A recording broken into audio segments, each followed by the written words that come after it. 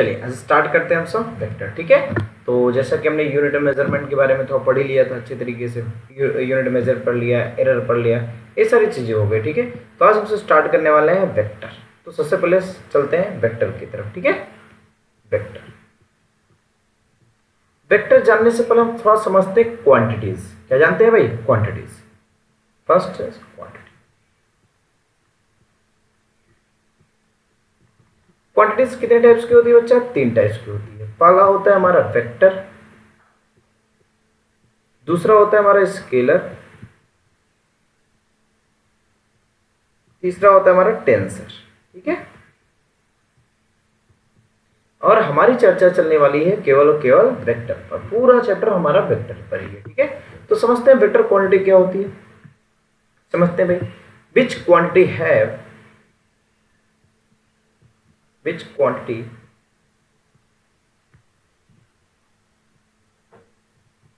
have magnitude and direction. Magnitude and direction.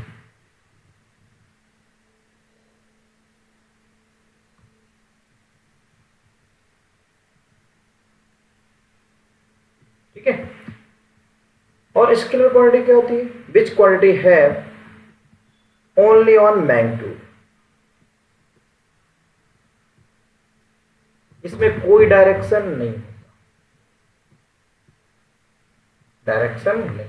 ठीक है, tensor quantity यह न तो वेक्टर को फॉलो करता है ना ही स्केलर को फॉलो करता है। डज नॉट फॉलो वेक्टर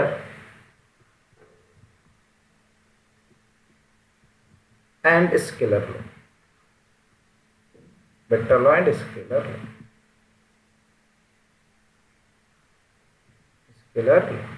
ठीक है, आइए अब समझते इसका मतलब क्या है। ये तो हमने लिख तो दिया है कि भाई ये इसको फॉलो करता है, वो उसको फॉलो करता है, लेकिन इसका मतलब क्या है उस पर थोड़ी चर्चा करते हैं। ठीक है, तो समझते हैं पहले which quantity have magnitude and direction is known as a vector quantity.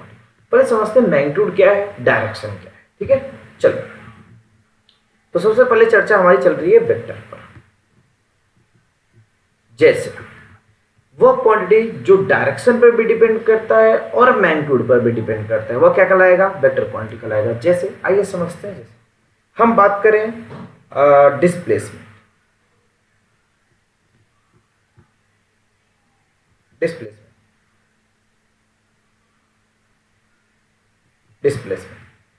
Velocity,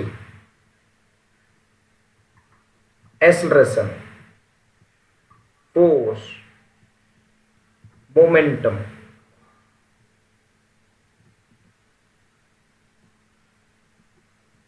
ठीक है, एक्सेट्रा। ये सब क्या है बच्चा? Vector quantity.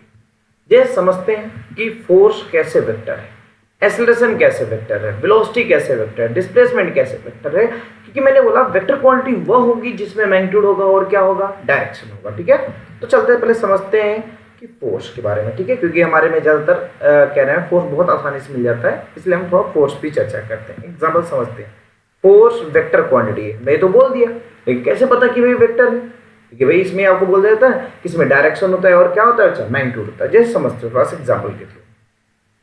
जैसे मैंने कहा कि मान लो एक ब्लॉक है, इसके ऊपर आपने इधर की तरफ मान लो 10 न्यूटन का फोर्स लगा दिया। ठीक है, और इसी डायरेक्शन में आपने मान लो 6 न्यूटन का एक और फोर्स लगा दिया। तो बताओ ये ब्लॉक कितने से मूव करेगा? तो इस ब्लॉक पर नेट फोर्स कितना लगने वाला होगा? आप बताओगे सर 16 न्यूटन लगेगा। कितना लगेगा भाई? 16 न्यूटन लगेगा। क्लियर है? Very good. मतलब अगर हमने एक ही डायरेक्शन लगाया तो इसकी वैल्यू कितनी आ गई? 16 न्यूटन। अगर मैंने आपसे कहा कि मान लो ये ब्लॉक है, ठीक है, इस पर आपने 10 न्यूटन इधर लगा दिया और 6 न्यूटन इधर लगा दिया, तो ब्लॉक जाएगा किधर? ये पहले वाले की तरफ जाएगा कि दूसरे वाले की तरफ जाएगा? किधर ये ब्लॉक मूव करने वाला होगा? जाहिर सी बात है, आप कहोगे सर फर्स्ट वाले की तरफ मूव करेगा। तो फर्स्ट वाले की तरफ मूव करेगा, ये बात तो क्लियर है, लेकिन कितने से मूव करेगा, कितनी तेजी से मूव करेगा? जैसे मैंने बोला कि मान लो मैं खड़ा हूं, एक आदमी इधर 10 न्यूटन से फोर्स लगा रहा है, एक आदमी इधर 6 न्यूटन से लगा रहा है। मैं किधर की तरफ जाऊंगा? ये बात तो क्लियर होगी कि 10 वाली की तरफ जाऊंगा, लेकिन कितने से जाऊंगा ये सिंपल समझता है। मैंने कहा मान लो मैं यहाँ पे खड़ा हूँ, 10 आदमी इधर खींच रहे हैं, 6 आदमी इधर खींच रहे हैं, ठीक है। और ये बात कंडीशन है कि सभी के जो आदमी है सभी के पावर सेम है, यह एक्सेप्शन है, ठीक है, मान लेते हैं। तो मैंने कहा 10 आदमी इधर खींच रहे हैं, 6 आदमी इधर खींच रहे हैं, तो ये बात तो क्लियर है कि मैं 10 की तरफ जाऊंगा। तो 10 की तरफ किसकी वजह से जाऊंगा? क्योंकि भाई दोनों तरफ तो आदमी ही खींच रहे हैं ना, तो मैं 10 की तरफ तो जाऊंगा, ये बात तो क्लियर है, लेकिन किसकी वजह से जाऊंगा? क्योंकि सर आप कहोगे सर इधर 4 आदमी ज्यादा हैं, अगर इधर भी 6 होते इधर भी 6 होते तो मैं कहीं नहीं जाता। बस मेरी, तो अगर इधर जा रहा हूं तो इसका मतलब क्या मेरे अंदर जो मूवमेंट आ रहा है वह 10 की वजह से आ रहा है कि 6 की वजह से आ रहा है कि 4 की वजह से आ रहा है? देखो 10 तो इधर खींच रहा है, 6 लेकिन हमको रोक दे रहा है, तो इसका तो मेरे अंदर जो मूवमेंट आ रहा है वो किसकी वजह से आ रहा है? क्या 4 की वजह से आ रहा है? मतलब इस ब्लॉक के अंदर जो फोर्स लगने वाला होगा वह किसकी वजह से लगने वाला होगा? क्या वह 4 न्यूटन की वजह से लगेगा? ठीक है भाई, क्योंकि मैंने क्या बोला, इधर 10 लग रहा है, इधर 10 आदमी खींच रहे हैं, 6 आदमी खींच रहे हैं, तो मैं किधर जाने वाला हूँ? 10 की तरफ जाऊंगा। और क्यों जाऊंगा? क्योंकि इधर 4 आदमी ज्यादा है, मतलब मेरे अंदर जो वेलोसिटी आने वाली होगी, जो मेरा मूवमेंट होने वाला होगा वह 4 की वजह से होगा। That clear? वेरी गुड, बहुत अच्छी बात। अब मैंने कहा कि ब्लॉक है, आपने 6 न्यूटन इधर लगा दिया और 10 न्यूटन इधर लगा दिया, ठीक है। तो मैं किधर किधर मूव करूंगा? आपको सर अब आई थिंक आप सेकंड की तरफ मूव करोगे। किधर की तरफ मूव करोगे भाई? सेकंड। फर्स्ट की तरफ मैं मूव करने वाला नहीं। तो आपको थोड़ा सा अगर पता होगा, थोड़ा सा आपने मैथ पढ़ा होगा तो आपको पता होगा दिस इज द ओरिजिन। आगे की तरफ जाने पर, आगे की तरफ जाने पे क्या लेते हैं? प्लस, और पीछे की तरफ जाने पे क्या लेते हैं भाई? माइनस लेते हैं, ठीक है। पीछे की तरफ जाने पे क्या लेते हैं? माइनस। तो जाहिर सी बात है अगर मैं आगे जा रहा हूं तो क्या लूंगा? प्लस। पीछे जाऊंगा तो क्या लूंगा भाई? माइनस। तो बताओ अब यह जो ब्लॉक मूव करने वाला होगा आगे जाएगा कि पीछे जाएगा? जाहिर सी बात है पीछे जाएगा। और कितने से जाएगा पीछे? अब होगा सर 4 की वजह से। तो इसका मतलब जो फोर्स आया वह एफ नेट आया, क्या वो -4 न्यूटन हुआ? क्या मेरी बातें क्लियर है? वेरी गुड, बहुत अच्छा। अब इसका मतलब क्या बच्चा कि अगर ध्यान से समझना कि अगर दोनों फोर्स एक डायरेक्शन में थे तो नेट फोर्स हमारा कितना आ गया था भाई? 16 आ गया। और आपने डायरेक्शन चेंज किया तो आपकी वैल्यू कितनी आएगी? 4। फिर डायरेक्शन चेंज किया तो कितनी आएगी? -4। इसका मतलब क्या है कि अगर मैं डायरेक्शन चेंज करूं तो क्या वैल्यू चेंज हो रही है? अगर डायरेक्शन चेंज करने में वैल्यू चेंज हो रही है तो इसका मतलब it depends on the direction. मतलब पहली बात तो प्रूफ हो गया कि जो वेक्टर क्वांटिटी होती है ये डायरेक्शन पर डिपेंड करती है। क्या मेरी बातें क्लियर है? बहुत अच्छी बात। मतलब कि डायरेक्शन चेंज करते रहो तो वैल्यू चेंज हो जाती है, ठीक है। चलिए दूसरी बात अब समझते हैं। मैंने कहा कि स्केलर क्वांटिटी डायरेक्शन पर डिपेंड नहीं करती। पहले हम डायरेक्शन की खेल कर लेते हैं फिर चलेंगे आगे पर, ठीक है। तो मैंने कहा आइए स्केलर पे समझते हैं, ठीक है। स्केलर क्या है बच्चों? स्केलर क्वांटिटी क्या होती है? जैसे टाइम, मास, ठीक है, टाइम, मास, और आपका हो गया स्पीड, डिस्टेंस, वर्क,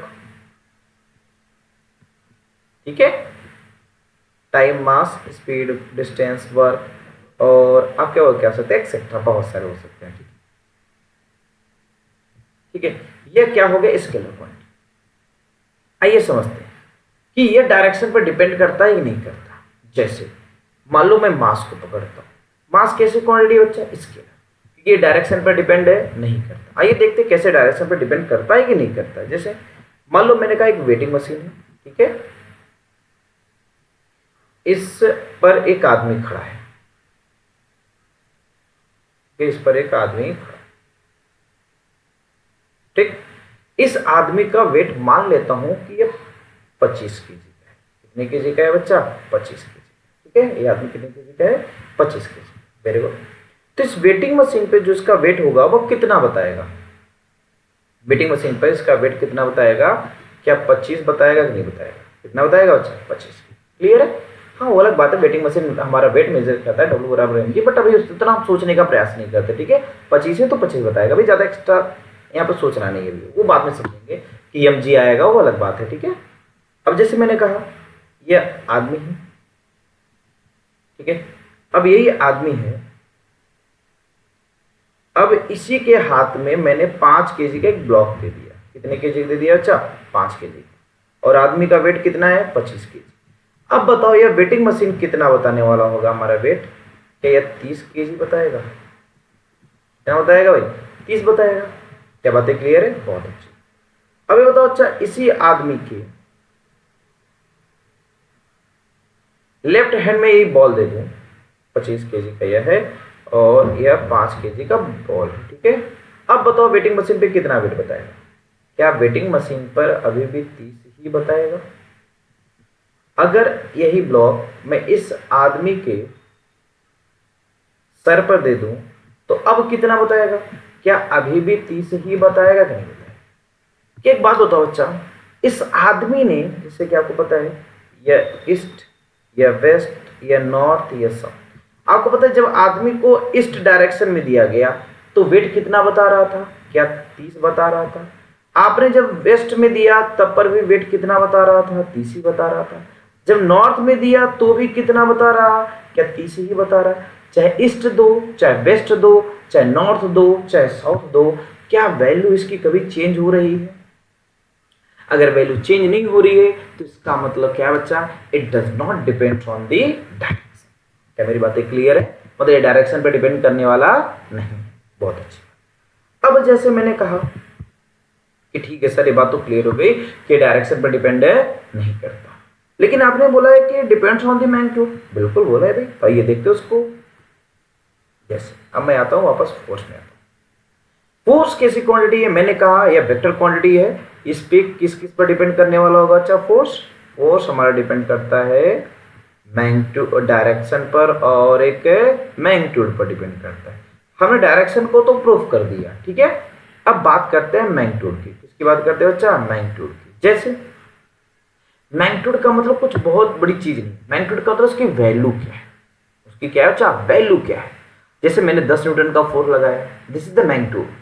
6 न्यूटन का लगाया, दिस इज द मैग्नीट्यूड। पास में आ रही है? अगर मैं मैग्नीट्यूड चेंज कर लूं, मान लो मैंने इस 6 न्यूटन की जगह मैं 8 न्यूटन का फोर्स लगा दूं, कितने का लगा दो बच्चा? 8 न्यूटन। क्या यह 16 चेंज होके क्या 18 हो जाएगा? बिल्कुल। क्या मैंने मैग्नीट्यूड चेंज किया तो क्या वैल्यू चेंज होगी? मैंने 6 की जगह 8 कर दिया, मतलब मैग्नीट्यूड चेंज कर दिया, मैंने वैल्यू चेंज कर दी, तो क्या हमारी जो आउटपुट था क्या वह भी हमारा चेंज हो गया? क्या बातें क्लियर हो रही है? Very good. तो इसका मतलब क्या है बच्चा कि अगर मैं मैग्नीट्यूड चेंज करूं तो वैल्यू चेंज होती है।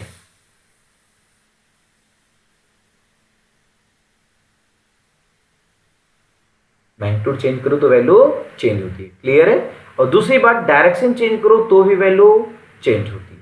इसका मतलब depends on the magnitude and direction. क्या बात है? क्लियर है? बहुत अच्छा। अब चलते हैं बच्चा इस पर, दूसरे पॉइंट पर, स्केलर पर चलते हैं। मैंने कहा it does not depends on the direction, ये तो आपने प्रूफ कर लिया, मतलब ये डायरेक्शन पर डिपेंड है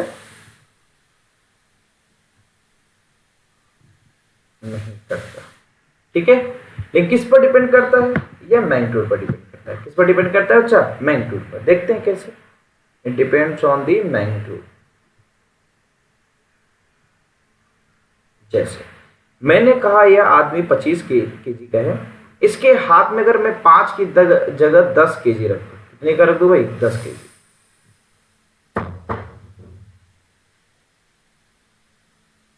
ठीक, तो अगर मैं 10 केजी रखूंगा तो इसका 25 था प्लस से 10 कितना हो जाएगा? क्या 35 हो जाएगा?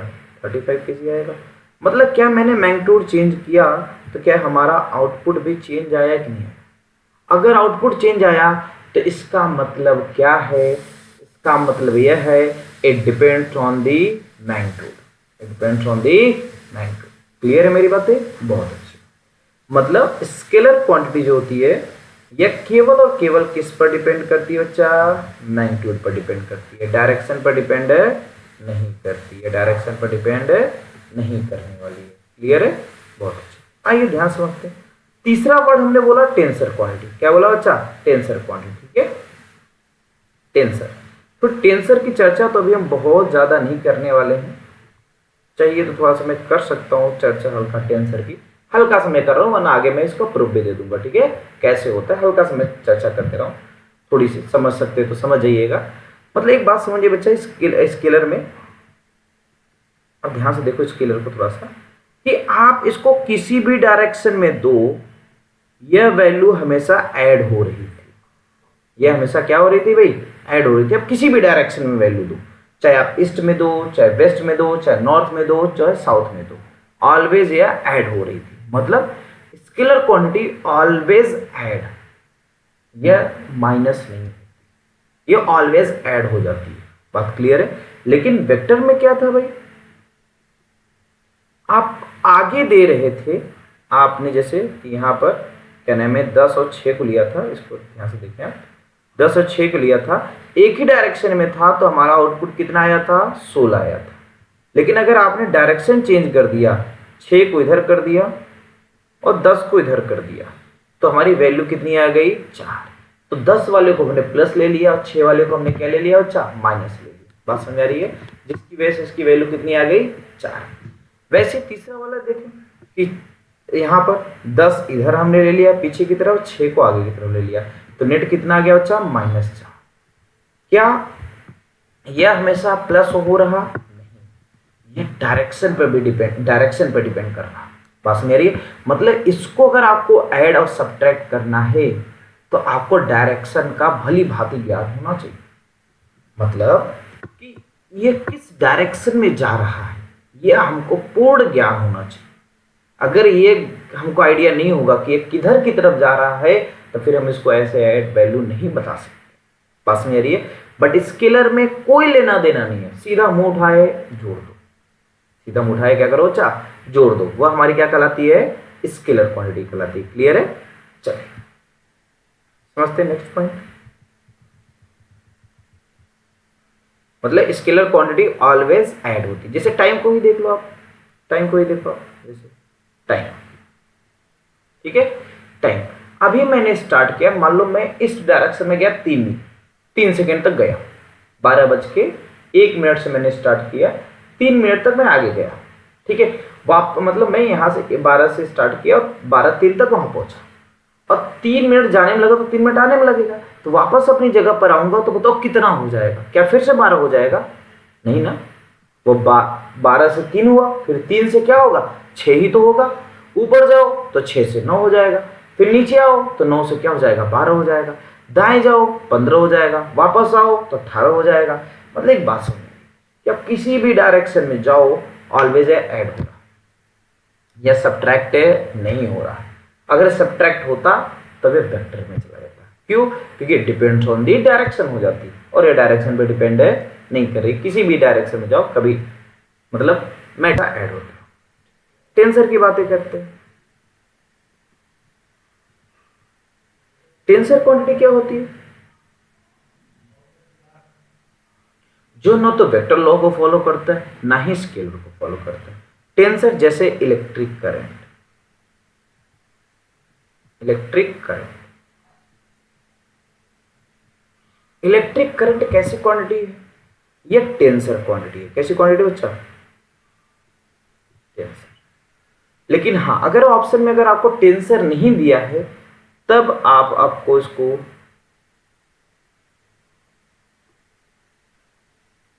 टेंसर नहीं दिया है तब आप इसको स्केलर लगाना। क्या लगाना बच्चा, थोड़ा सा मैं चर्चा कर ही देता हूं थोड़ी सी। जैसे वेक्टर में आपने देखा था कि अगर एक ही डायरेक्शन में जा रहा था तो ऐड हो जा रहा था। ठीक है, अभी थोड़ा सा चर्चा और आगे करोगे बच्चा, कि मान लो इधर हमने 5 न्यूटन का फोर्स लगाया और एक फोर्स मैंने ऊपर की तरफ 5 न्यूटन का लगा दिया, इन दोनों का रिजल्टेंट आएगा 5√2, सॉरी कितना आएगा बच्चा, 5√2। इसको निकालने का तरीका होता है एफ नेट बराबर, और इनके बीच का एंगल कितना है बच्चा, 90 डिग्री। ठीक है, एफ नेट बराबर होता है रूट में F1 का स्क्वायर प्लस F2 का square plus 2F1 F2 cos theta. मत परेशान होइए कहाँ से है, अभी इसकी चर्चा हम पूरी करेंगे अभी, ठीक है। बस थोड़ा सा मैं आपको समझा दे रहा हूँ कि टेंसर है क्या, ताकि ये लगे कि नहीं भाई टेंसर को नहीं समझाएगा, इसलिए थोड़ी सा हल्का चर्चा कर रहा हूँ अभी। थोड़ा सा बस इतना याद रखना बच्चा कि दो फोर्स अगर थीटा एंगल पे लग रहे हैं तो उनका रिजल्टेंट का फार्मूला ये होता है, ठीक है। जैसे मैं करंट की बात करूँ, किसकी बात करूँ बच्चा, करंट की, इलेक्ट्रिक करंट। तो इलेक्ट्रिक करंट कैसी क्वांटिटी है बच्चा, मैंने आपको कहा ये टेंसर क्वांटिटी, ठीक है। जैसे मैं आपसे कहूँ, जैसे मैंने कहा आपने किरचॉफ फर्स्ट लॉ पढ़ा होगा, incoming current at junction equal to outgoing current at junction. मत परेशान होइए, अगर आपको टेंसर से ज़्यादा लेना देना नहीं तो आप टेंसर कभी मत ना पढ़ेंगे तो भी काम हो जाएगा, ठीक है। अभी आपका मेन और टारगेट क्या है, स्केलर और वेक्टर। टेंसर को नहीं भी पढ़ेंगे तो कोई दिक्कत नहीं, बाद में टेंसर समझ लेंगे। मैंने आपको पहले ही बोला कि बाद में उनको ज़्यादा अच्छे समझ में आएगी। अभी थोड़ा समझ लिख लेता हूँ, समझा देता हूँ कि मान लो मैंने यहाँ से दो करंट फ्लो करा है, ठीक है, 2 एम्पियर, और यहाँ से हमने फ्लो करा दिए मान लो 5 एम्पियर करंट, ठीक। मान लो इनके बीच का एंगल है 60 डिग्री, तो इधर रिजल्टेंट कितना जाएगा, क्या 7 एम्पियर जाएगा कि नहीं जाएगा, कितना जाएगा बच्चा, 7 एम्पियर करंट जाएगा। क्या मेरी बातें क्लियर है, वेरी गुड।